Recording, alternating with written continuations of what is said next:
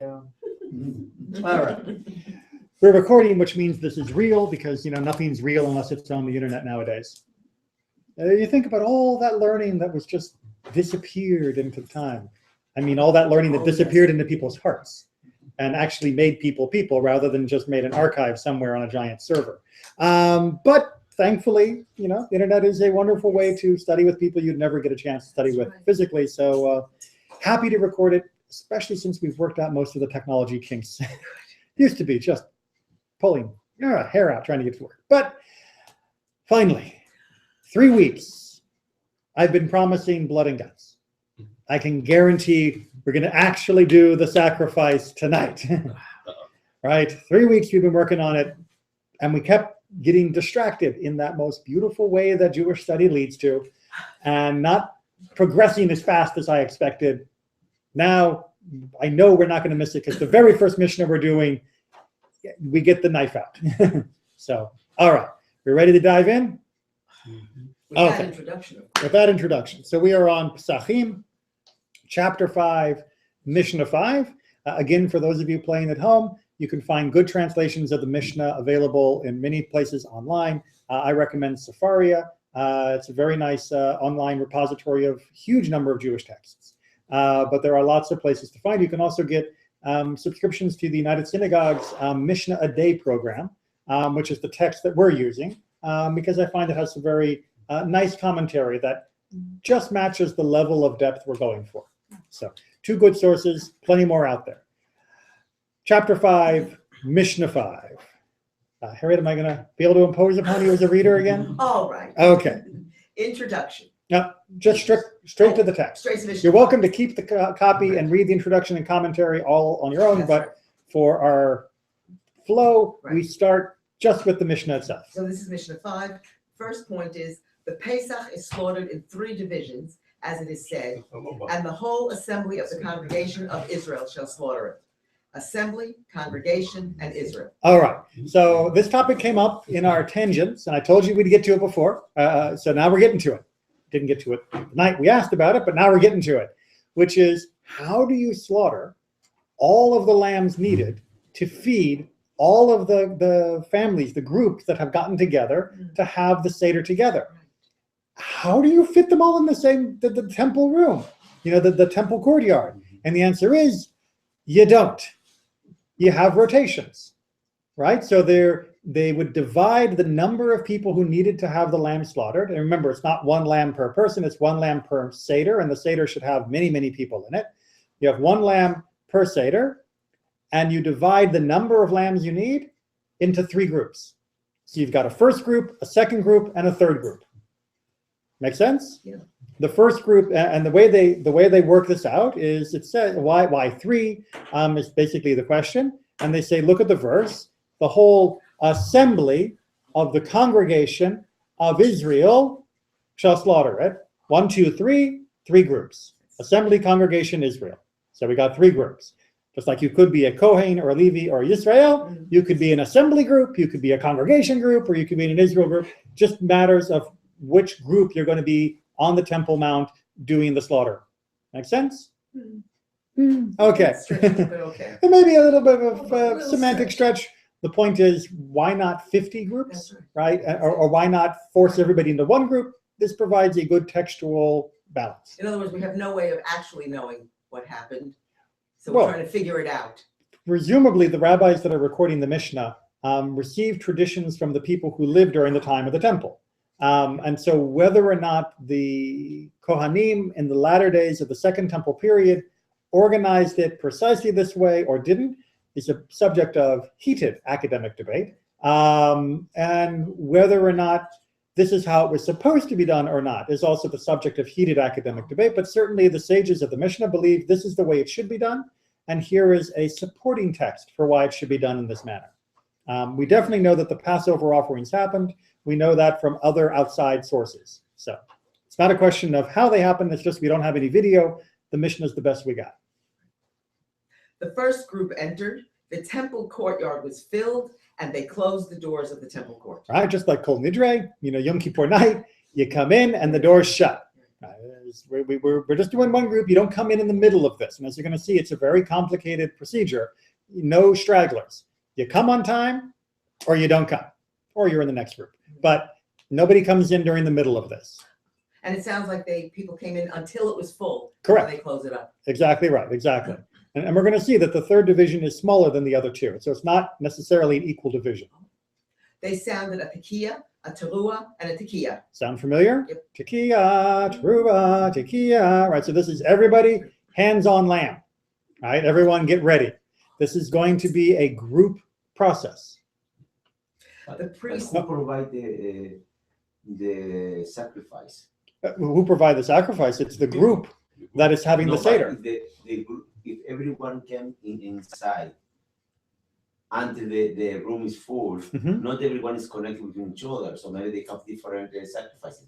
But there would only be one sacrifice per Seder. So it's not like a potluck nowadays, where you can bring the simmus and I'll bring the mashed potatoes. So all the group that is connected came together. Right, or at least it doesn't mean that everyone has to be there for the sacrifice. Everyone has to eat from the sacrifice. So not everyone for the group is going to be there when the lamb is actually sacrificed. Everyone just has to be at the Seder, and they will be attached spiritually to the sacrifice. But for each group, each of the three groups that is there, okay, right? Each of these groups are connected. Like, for example, if you came as a representative for the whole Hamula, you will go only one person. Right, exactly. Right. As a group. So your Seder for your house or your courtyard, you may be the guy who takes the lamb and goes. And you're the only person from your group that's going. Right? Or maybe you take a kid with you because, it's a chance to teach and all of that. But it would be you and the lamb for your group. And your group would stay home. And what is tekiah, teruah, and tekiah? The shofar was used. Open the sky, the same idea as the Rosh Hashanah and Kippur, or there had a different. The shofar was generally used as a signaling device. It was used in battle. It was used in other parts of the temple ritual. It was basically, how do you get everyone to attention when you got a huge group, right? It's, excuse me, excuse me, excuse me, can you please keep the sheep quiet? But attention of the people, or attention of God? Attention of the people. Because as we're going to see, this is choreographed as a group. Because I thought that because the tekiah teruah, tekiah shofar is, to try to open the sky so God can hear our prayers. But that's because we don't have a temple anymore. If we had a temple, we'd be hearing it a lot more. Well, I know, but the True. question is when they sound the shofar, they had the same idea that maybe be sure that God will receive the sacrifice and will be ready. So is the shofar for God or for the people? That's why it was. Sure. Yes, both. Why not both? In this particular case, I think the emphasis is on the organization of the people. But should the person, remember we talked about so much of intention last week, should the person have the proper intention as the sacrifice is about to begin, does the tekiah help them focus? Does it help them direct themselves towards God? Absolutely. But in the nitty-gritty, nuts and bolts, meat and bone, it's making sure this is going to happen properly. Because there's a lot of details and there's a lot of people, and you got to get it right. Let's go ahead and see the next big detail, then we'll see how this is going to work. The priests stood in rows, and in their hands were basins of silver and basins of gold. A row which was entirely of silver was of silver, and a row which was entirely of gold was of gold. They were not mixed. Go ahead and read the last one. And the basins did not have flat bottoms, lest they put them down and the blood becomes congealed. All right, so the basin is like that. All right, so if you set it down, it's just going to go and dump everything out. So you can't set it down. You're holding the basin, and that's going to catch the blood that will be dripped from the sacrifice. And it's the blood that's going on the altar. Okay, so what you're doing, and I apologize in advance for my art. What you're doing is you have multiple rows in the temple courtyard, right? And you have, let's just call this you have the people, right? The rest of us, right? It's man, man, man, man. And back then it would have been all men lining up and all these rows, right? And each one of them's got a lamb. Each one of them's got a sheep, an animal, exactly. On this side, right, you have the Kohanim. And they're standing like that. And as we're going to see in just a minute, he's going to slit the throat. He's going to catch the blood. And the basin is going to be passed down the line to the altar. Right? This is real industrial sacrifice stuff here. Let's get to the next Mishnah, and you'll see a little bit more clearly. Then maybe can get a full picture and talk about it. So this is Mishnah 5. Chapter 5, Mishnah 6, at the very bottom of that page, where it says Mishnah 6, number 1. The Israelite killed the lamb. Right, so the Israelite, that's us folk, right? We did the slaughter. And the priest caught the blood. Right, so you the regular folk, you do the slaughter, and the priests, they got the basin right there, so the throat goes slice and blood goes into the basin, right? I told you. Kosher? What? Was it kosher?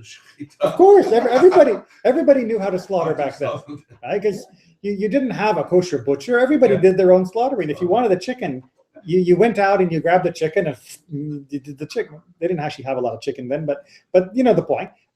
You slaughtered your own animals almost always. And if you didn't know, then you picked someone from your Seder who would be able to do the slaughtering.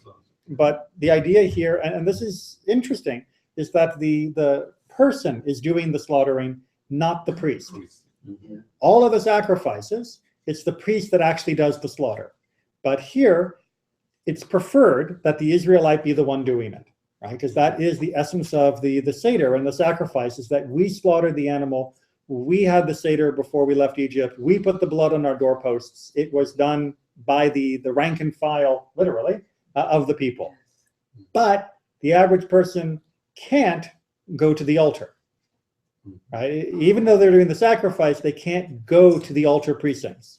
Remember, the temple was, I can erase that for the moment. Just imagine multiple rows. Remember, the temple, that's the Holy of Holies. This is the main room of the temple. And then out in front of the temple, you have your altar.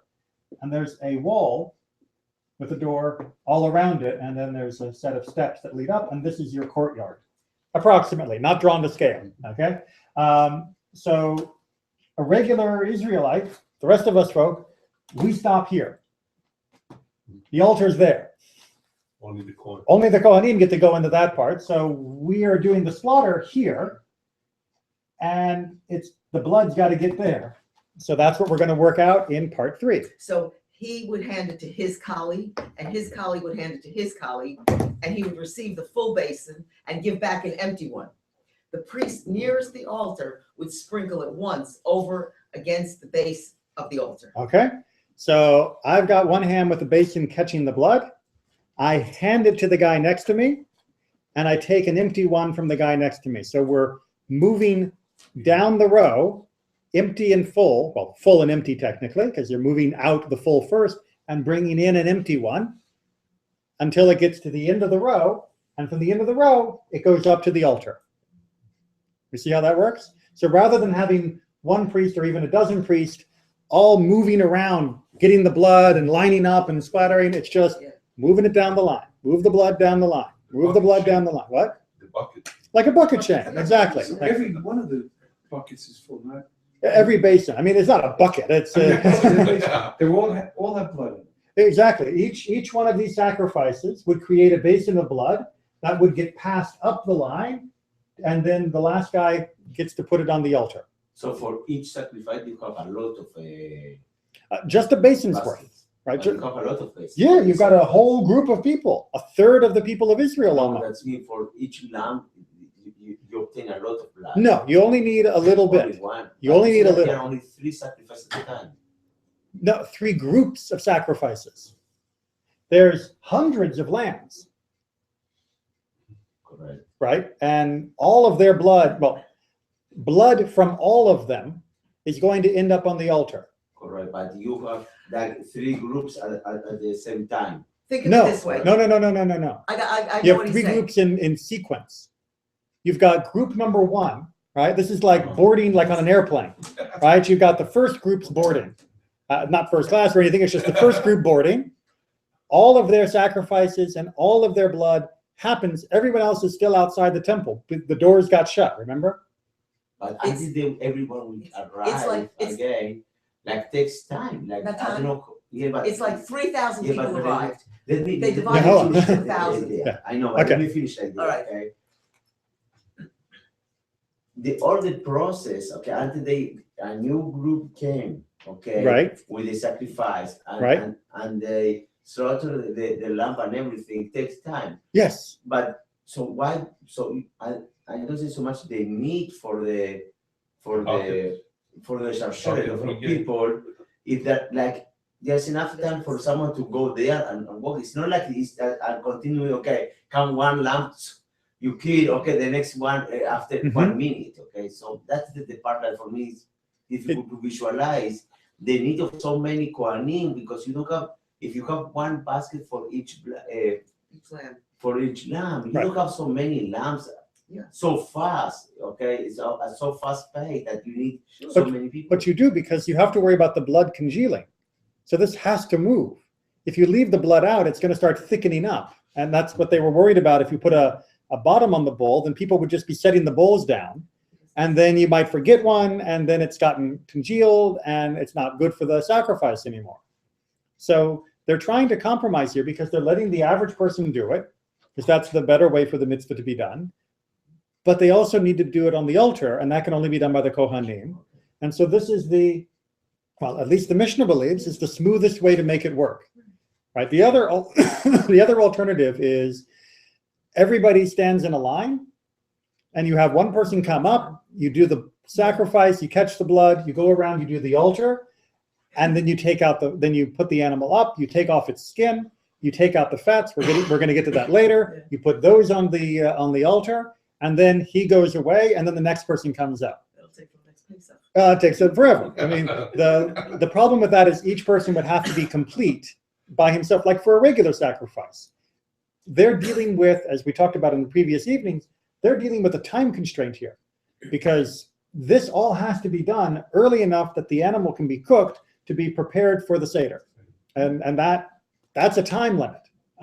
So this was considered, and maybe we could come up with a more efficient means. I don't know. And if the temple is ever reconstituted and Mashiach says we're doing these sacrifices again, we may have to figure out, for 10 million Jews or 20 million Jews or God willing 100 million Jews, how do we do this? 200 million ideas.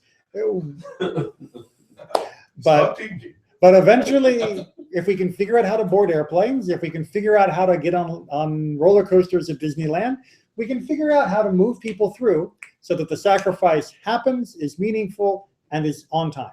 And that's what they're working with here. So that's the idea, is that you just would pass along one basin that was full, and you'd pick up one that was empty so that you could get ready if you needed more. Make sense? And you would just work through the whole group that way. Okay, onward, because the sacrifice isn't done yet. All right, but first we got to talk about this rotation. Mishnah 7. Mishnah 7. The first division then went out, and the second entered. The second went out, and the third entered. As did the first, so did the second and the third. Meaning the sacrifice process is the same for all three groups. It's not that one's better or worse or whatever. It's just we had to divide people up, or otherwise we couldn't all fit. And it's just saying, first guys get done, they leave, second guys come in. Please note, by the way, floor is going to be a mess. Oh, Not all the blood's going in the basin. it isn't only blood. It isn't only blood, yes. And Plus, you have animals. Yeah, and you've got animals. Yeah. Yeah. And animals do what animals do. I Okay. accidentally saw one once in India. Oh, a sacrifice or a slaughter? Slaughter, yes, Mhm. a sacrifice. I guess it was a sacrifice at a temple area. Mm. I didn't know what they were doing. I just saw people lined up with goats in their hand and going into this fenced area. Mhm. So stupid me, I went to look. What are you doing? Ah! Yeah, it's not a pleasant sight. And it doesn't smell good. Yeah. Yeah. Okay, Okay. so after we get this idea, while this is all happening, what do they do? They recited Hallel. Right? So Hallel, again, a lot of people don't remember because they stopped doing the Seder after dinner. Hallel is a big part of the Seder. Mhm. And we still continue to commemorate that. But Hallel wasn't just for the Seder, and it wasn't just for Shacharit the next morning. Hallel was what was being recited while the sacrifice was happening. But we say Hallel after the meal. Both. It begins before the meal and continues afterwards. That's a machloket between, that's an argument between Shammai and Hillel of where do you stop and what do you do before and after, but they all agree that there is a part of Hallel we do before, and then there's the bigger part that we do So afterwards. how do you connect what we do today with Hallel and with this Hallel? Well, because you realize that as we're singing Hallel, this is not just a commemoration of the miracle of the Exodus, it's also a commemoration of the temple service. But if they say Hallel after the sacrifice before the meal, we should finish the Hallel before the Seudah. Oh, And you not could. continue after, because if it's a representation for the sacrifice of the temple, why we continue the Hallel after the meal? So that gets into when we get later on into the, what is it, chapter 10, I think, when we get into the end of the Mishnah and we talk about the actual Seder and we talk about Hillel and Shammai arguing about how you do it, maybe we'll cover it there. Because we're going to talk about the Seder in more detail and how we eat and how we do and what was different in their Seder and from our Seder, but maybe we should save it till we get there. And this looks like the Kohanim were doing the sacrifices and the Levites were singing The Levites would be singing, yeah. at the same time. So you could, And the rest of us could join in if we could want. join in, yes. Okay, part If three, they, yeah. if they finished it, Meaning if they ended Hallel Hallel, and they're still going on, yeah, they repeated. And if they repeated and were not finished yet, they recited it a third time, although they never did recite it a third time. right? So basically it means if you get to the end of Hallel and you've still got more sacrifices to do, hit repeat, play it again. And if you get through the end of that and there are still more sacrifices to do, Again. do it again, right? So the idea is that Hallel should be the background music for the sacrifices. Again, trying to elevate this from being more than just the slaughter of an animal for dinner, but to recognize that this animal slaughter represents our celebration of the miracle of our deliverance from Egypt. And so we're marrying those together through the vehicle of Hallel. And that's why it's not just elevator music. It really is there meant to inspire and focus us on what we are doing and what the significance is, because this is not just a barbecue. This is not just how we're preparing dinner. The notion that they never did recite it a third time is simply to mean you never actually had to do that many sacrifices that you needed it a third time. I would love to see if someone would like to work it out. How long does it take to get through Hallel 2+ times? And then how many sacrifices, how many would you need to I would think about that. Yeah. Because each Hallel takes 5 minutes at most. you sing much faster than I Yeah. do. So, Hallel can take like half an hour. No. depending on, well, if you have a chazan Yeah. who is really Yes. doing Hallel, half an hour, no problem. Right. If you have lay people, I mean, I would say on average when we do Hallel here on a Shabbat or a Chag, it usually, and much of it we still do privately, but usually it probably takes us about 10 minutes. Fine. Let's say 15 minutes, okay? So 2 is 30 minutes, okay? But we say that they had, like, if I remember correctly, 3 hours to do sacrifices. Well, in terms of how much total time there was to do, Yes. yeah, right. So if they do the sacrifices as a background and take them, Mhm. took them, you know what, an hour, Right. the 2 Hallels, but you have another 2 hours without the Hallel as a background. For each group. Ah, for each group. Each group. Okay. Each group, right. Yeah, it's not, we're done. It's each group is going through this process. Okay. Okay. And Rabbi Judah says yeah. the third group never reached, I love the Lord for he hears, because the people for it were few. right. So he's saying, we did the early group, we did the middle group, and then we had the late seating. And the late seating was always small. It was shvach, so we never even got through Hallel. We got like halfway in and we were already done. That was his opinion about, people wanted to get their thing done and get home. So the third group didn't have a lot of people attending. Not so different from today. Okay. But we're not done yet. All right. First of all, we got to figure out the special cases, like we discussed before, about what happens with Shabbat, and then we're going to have to deal with the body. And the third group, how they pick the third group again? Who showed up when? Okay, but So- it's only about showings, not about social economic. No. Oh, well, I mean, you could imagine that maybe somebody who was wealthy could send the servant to do it early or something. I don't know, but it wasn't built in that the hierarchy was the social people were first and then middle, and it was just whenever you got there, that's when you went. Completely random. First come, first serve. Yeah. Okay, Mishnah 8. 8. Okay, we're doing well. I think we're going to finish chapter 5 this today. As it was done on weekdays, so it was done on Shabbat, except that the priests would mop up the temple court against the will of the sages. Okay, so on Shabbat, as you know, what was happening, what we call D'Oraita, what was happening for the sake of a biblical commandment was permitted in the temple, right? So slaughter on Shabbat in your backyard, absolutely forbidden.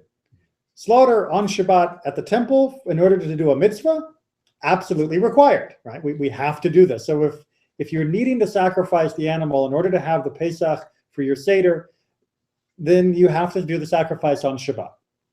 And that's just simply pointing out, this didn't change. Even though normally, of course, you would never slaughter on Shabbat, for this you will. There's a little bit of a disagreement, though, because the things that are required on Shabbat are required on Shabbat. Things that are complementary to the thing that was required, you don't get a free ride on, right? So let's say, for example, let's say, for example, you're on a snowy mountain and you're going to freeze to death, and it's Shabbat. Right? You are required to save your life by starting a fire and making yourself warm on Shabbat. But you're not allowed to then say, oh, well, as long as I've got a fire here, I might as well you cook something or do something, unless you're starving to death too, God forbid. But I mean, if you just want to say, as long as I got a nice fire here, maybe I will burn my old receipts because I want to clean these up, or I'm going to use the wood, the ash off the wood to make a nice drawing on the cave wall. No, you're allowed to do what you're required to do and no more. So this is the argument about the mopping, right? On Shabbat, we would not be cleaning. But there's so much blood that the priests say, we need to mop. And the Chachamim, the sages, say, no, that's maybe complementary to the mitzvah, but it's not a required part, and therefore it doesn't trump Shabbat. In this particular case, the priest went ahead and did it anyway because there was a mess and there was no way for the Chachamim to stop them. So that was just recording a little bit of a tension between the two groups, which is not the only time we see a tension. Question, comment? Make sense? Okay. And then we get another little codicil. Rabbi Judah says he, a priest, would fill a goblet with the mixed blood, and he sprinkled it once on the altar, but the sages did not agree with him. Okay, so you got to follow the logic here. Yeah. We've got an army of people slaughtering and bleeding these lambs and taking the blood and putting it up, and a river of blood is hitting the paving stones. How do you know that all the lambs had some of their blood get into the basin and get to the altar? Maybe one of the lambs somewhere in the shuffle of the basins just dripped onto the floor and didn't make it up to the altar. That lamb is no longer valid as a Passover sacrifice, because the sacrifice means not just that it's killed, the sacrifice means it was offered at the altar. So Rabbi Yehuda says, look, if we've got this ocean of blood, we can just mop it up a little bit, wring the mop into a cup, and then put that onto the altar, because that way at least a little bit of blood from all the lambs is mixed together. At least some drop from every lamb will get on. And the sages go, no. Rabbi Yehuda, put it down. Stop. Put the cup down. You're not wringing out the lamb blood mop into the cup and putting that on the altar.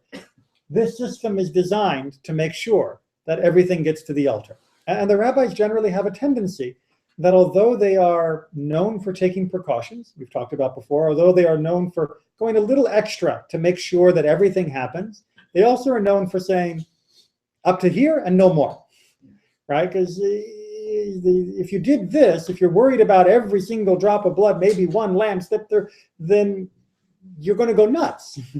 How are you going to make sure that from your blood mop cup that you got every possible drop? Maybe you have to go and clean the entire floor. Maybe we should build the temple so that everything drains to the. You're going to go nuts thinking about this. Is basically the answer. Just we do this, and this is good enough. This is what ensures it happens. And each individual person is responsible for making sure that when they slaughter their lamb, see the priest, catch the blood, and pass it down to God. Once that happens, we're good. Okay. We're okay. Right? We can be confident that it was executed properly. However, statistically, he was right. If you want to think from a statistic point of view, Rabbi Yehuda was right. Was a good way to be sure that randomly that you have from all the different clusters, okay, you have an example, so you know that you will cover, if not 100%, most of the cases. Yes. So let's imagine the system as described is 99.9%. What he's doing is saying it might be 99.91%. Yes, that's 1/1000th better than it used to be, but it's not necessary. And the rabbis were very clear that they did not want to introduce things that were more necessary than were actually necessary. So they often will say, Ad kan, this is it, or im kain ein ladavar sof. If so, there is no end to the matter. They recognize that the argument ad infinitum, that you could get onto something that would be more and more and more, or what you might call a slippery slope argument, no pun intended with all the bloody rocks, would be a problem. And so they were as clear when they wanted to encourage people to move and act in ways they weren't, and also where to stop so that people didn't get carried away. They were very clear on trying to set borders on both sides of our religious laziness and our religious craziness. And to say, to find the mitzvah and to prevent the mitzvah from being carried away or from the mitzvah from being ignored, right? Their first job is, what is the mitzvah? And then how do we make sure it's not ignored? And then how do we make sure it doesn't just go on and on and on and on forever? Remember, the basic assumption of Judaism, the clean slate of when you are alive, is you are born in infinite indebtedness to God. Judaism comes to then limit that debt to only the 613 commandments, right? So rather than saying every moment of every life, of all your life, and every breath you take and every action you make has to be in pure concentration for God, it says no, 613 things, that's all I'm asking. It's actually decreasing our responsibility, not increasing our responsibility. So the rabbis wanted to nail what is the real mitzvah, what has God asked of us, what has been the command, what has been commanded of us, and now how do we make sure people don't do too little, and how do we make sure people don't do too much? Not every mitzvah there's a too much, but most of them, yeah, there's a too much. And this is an example of this, that's too much. I see a reason for the sages saying no. You have blood on the floor, you have animals that doing their things, and this whole blood is contaminated. Right, you're going to put this on the altar? On the altar, yeah. Right. So I can see why they said no. But also God created the animals. Yeah, but he didn't say put this on the altar. Yeah, he didn't say, yeah. In a slightly different vein, there are a number of occasions where the rabbis will be lenient, if you call this lenient.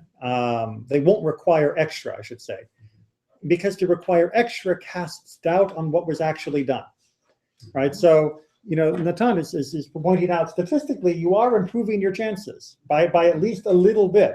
But the problem is, as soon as you increase that, you highlight that this is not 100. And if you highlight that it's not 100, everyone who took their lamb up to the altar or took their lamb through this process goes, well, wait a minute. Does that mean you're not sure my blood went on?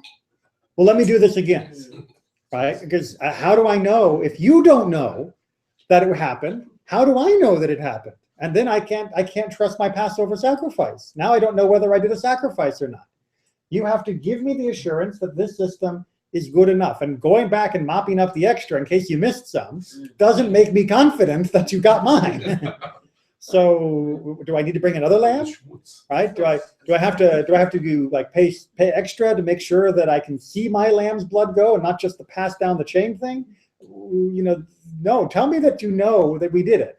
And don't go around mopping up the extra just in case. And sometimes doing the just in case makes people more nervous than just doing. That make sense? Yes. Bringing an extra lamb wouldn't solve it, because if your first lamb Right. wasn't good, what do? Maybe the second one, Yeah, that's right. and maybe I need a third lamb or a fourth lamb or a fifth. Everybody. Exactly. My grandparents, may they rest in peace, they flew down to Mexico City for a wedding for a friend of ours long ago, and I was maybe 8, 9 years old. And they flew out of Tijuana airport rather than out of San Diego's airport, because it just was much more convenient and cheaper at the time and all of that. They're sitting on the plane and they look out the window and they see the ground crew wrapping duct tape around the engine, going around the engine. And they're nervous the entire time that they're flying, that they are wrapping duct tape around the engine. They were just being sure. The duct tape doesn't hurt, right? It's just a little extra. But watching someone do the little extra makes you worry that they thought they needed to do the extra. The flight was obviously fine. And coincidentally enough, it was the next week that there was a horrible plane crash in San Diego where the engine fell off of a plane as it came into the airport. And our friends in Mexico said, see? The duct tape works. So, my grandparents didn't feel comfortable watching someone do the extra. They felt more uncomfortable. And so maybe the sages were very sagacious, were very wise. And they said, Rabbi Yehuda, if anyone watches you picking up the extra blood, they're going to start worrying about this. Let's just do what we do, and it will be enough. Again, many places in halakha where doing what you're supposed to and doing it in the right way at the right time is enough. You don't have to get out the chemistry set. You don't have to get out the slow motion playback video. And no, if you did it the right way, the right intention at the right time, it's good enough. Move on. Move on. Speaking of moving on, Mishnah 9, because we will finish chapter 5 tonight. How did they hang up the sacrifices and flay them? All right, who here has ever dressed an animal?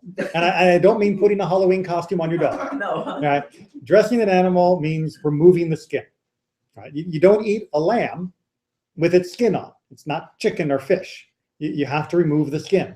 And removing the skin doesn't mean you hack the animal to pieces and then peel it like a banana. Sorry for the gruesomeness, right? It means that you hang the animal up by its hind legs, right? Because the neck is still draining blood out. And you take a sharp knife and you get it between the flesh of the animal and the skin, and you slice inside and you pull the flesh off the muscle, right? And you can literally, a skilled person, and there are YouTube videos if you're interested, or not, a skilled person can pull it off almost like, undressing a person. Think of it like, pulling a sleeve back on something. And it's just the skin being peeled back, and you keep the knife, you can touch up in between as the flesh gives way, to leave a perfectly naked, muscled creature with no more skin. That had to be done here and now in order to get to the fats that had to be taken for the altar. How do you flay all these animals? We thought the rows of people catching blood was complicated enough. Now we got to get into the flaying. How would they do it? Well, part one. There were iron hooks fixed in the walls and in the pillars on which they hung up the sacrifices and flayed them. So all around the courtyard, there were spots to flay the animal. And you would take your animal after they had done the blood, and you'd walk over and you'd put the iron hooks through the sinews in the feet or the legs at the ankle, and the animal would hang, and you would start flaying yours, and there'd be a guy next to you flaying his, and next to him flaying his, and his, and his. And this would just be going on all around the courtyard. you're converting the holy temple in a slaughtering house. Yes. No, really, That's what it was. It's an abattoir. What happens is that you It was a slaughterhouse. losing the holiness of the place. Okay. Because in all these systems, taking the skin, taking this, taking the other, all the blood, but can I point that, okay, where are we? So The holy of the holies, that's where the holy is. no. This is holy too. It Right. is, And but it's hard for us in the modern world because we don't sacrifice and we don't slaughter our own animals anyway. And I don't know whether or not anyone here has at least fished and ever gutted and done a fish. No one? Okay, I have. I was hoping that maybe one person could share that experience a little bit. But okay, right. Watch it. What's that? I've watched You've it. watched I've it, watched it. Okay, so anyone ever here get a chicken home, like when they were young, but before the butchers used to do it? I mean, you had to actually butcher the chicken yourself. It was Yeah. already dead, and you had to take out the guts and the gizzard and all of that, and maybe pluck the chicken and all. A my little. mother used to do it every week. Okay, so at least you got some familiarity here, right? So for most of us, we don't think of food as having that whole process. And so this seems horribly brutal, right? It's just so carnal, Inhumane. so bloody, so the opposite of what we imagine holiness to be. Mundane. Mundane, exactly, mundane. This is, it'd be like saying I'm going to the grocery store to celebrate Passover. Don't you? Don't you, when you go through the grocery store? Aren't you when you're picking out the food in the nice little saran wrap styrofoam container at Passover? Aren't you looking at that and imagining it for your Seder? When you're finding the matzah and you're saying, oh, I want this kind of matzah or that kind of matzah because it makes me remember my Zaidi or whatever, or we have to have this brand of gefilte fish or this style of maror. Isn't it the same? That's you're shopping, right? How can you turn a meal into a holy experience? Says somebody who has never been to a Seder, right? Or a Shabbat dinner for that matter.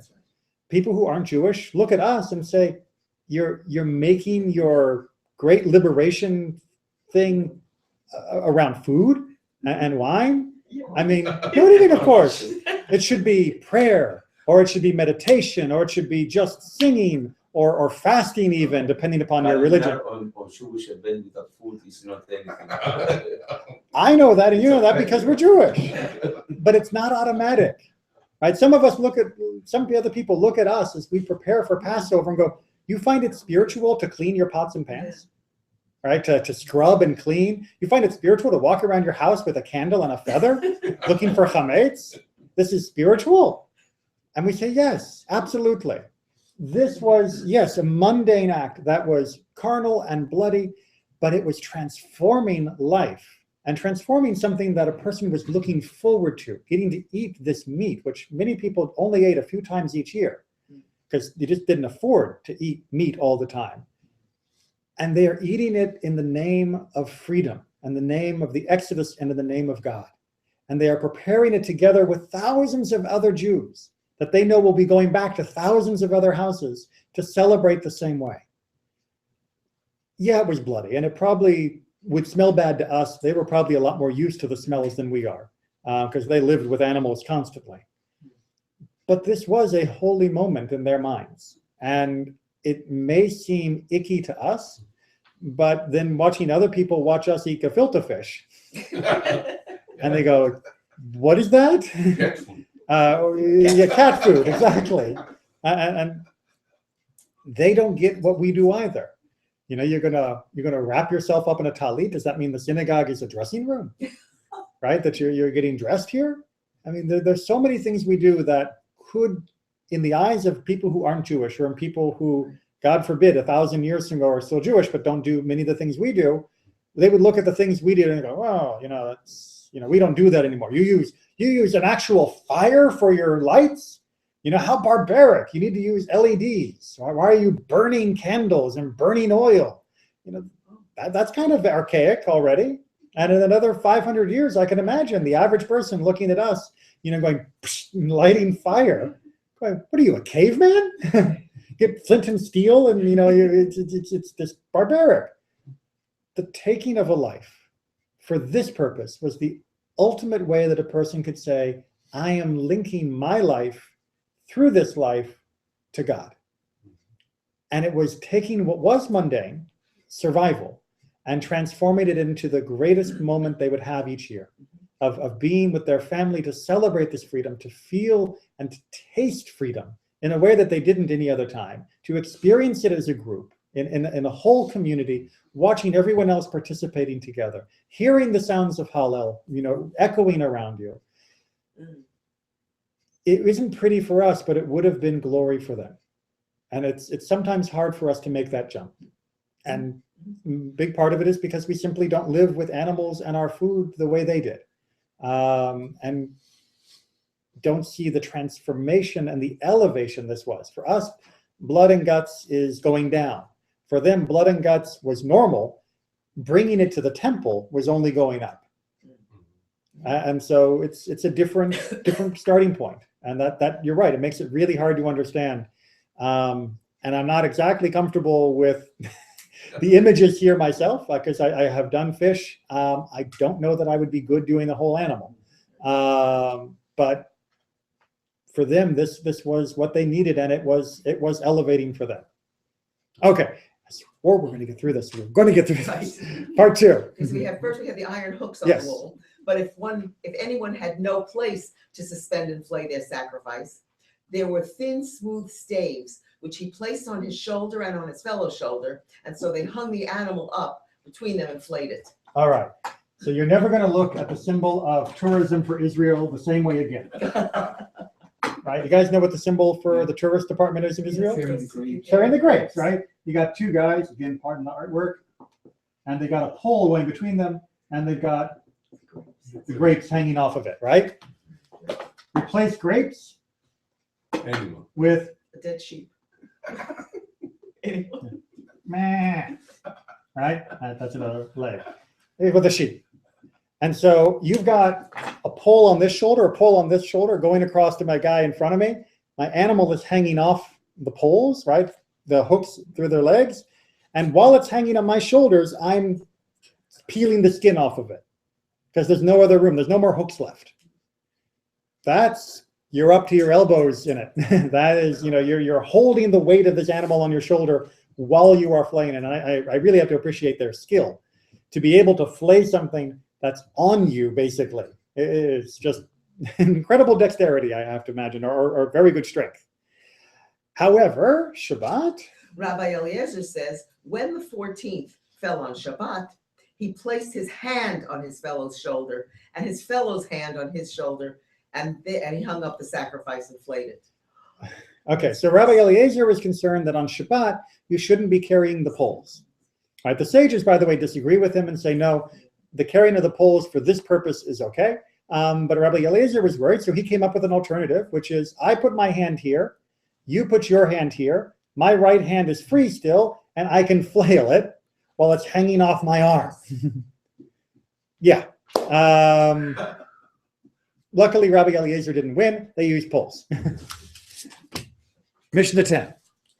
Then he tore it and took out its inner fats, placed them in a tray, and burnt them on the altar. Now, he didn't actually do the burning. It was done by the priest still. But during this flaying, you would tear open at the stomach and you remove the fats that were in this area. There's a special category of fats that always had to go on the altar, and that would be put on a tray. The tray would go up, and that would be turned to smoke on the altar. Make sense? Okay. The first division went out, the first group went out and sat down on the Temple Mount. The second sat in the Hell, while the third remained in its place. Right. So the Hell is the outer courtyardish area, right? I erased my map. So we have the main courtyard around the temple, and then there was more room around it that was still considered part of the overall area. And then you have the rest of the mount itself. And what it's basically saying is, just because you were in the first group, you don't go home early. You don't go home early. If you're in the first group, the lamb is slaughtered, you do the flaying, you do the flaying, the fat goes up on the altar, you take your lamb, and you go sit. And you wait till everyone else is done. And when everyone's done, Every one of the three groups. every one of the three groups. And the first group sits on the outside, right, to make room for the next groups that are coming in. And then the second group sits closer because the first group was on the outer ring. And then the third group, when it's done, it just is done.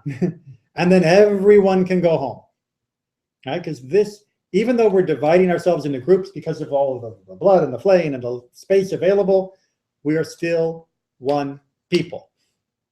We are still in the assembly. Remember what we started with tonight, the assembly, the congregation, Israel, we had three divisions, but we are one.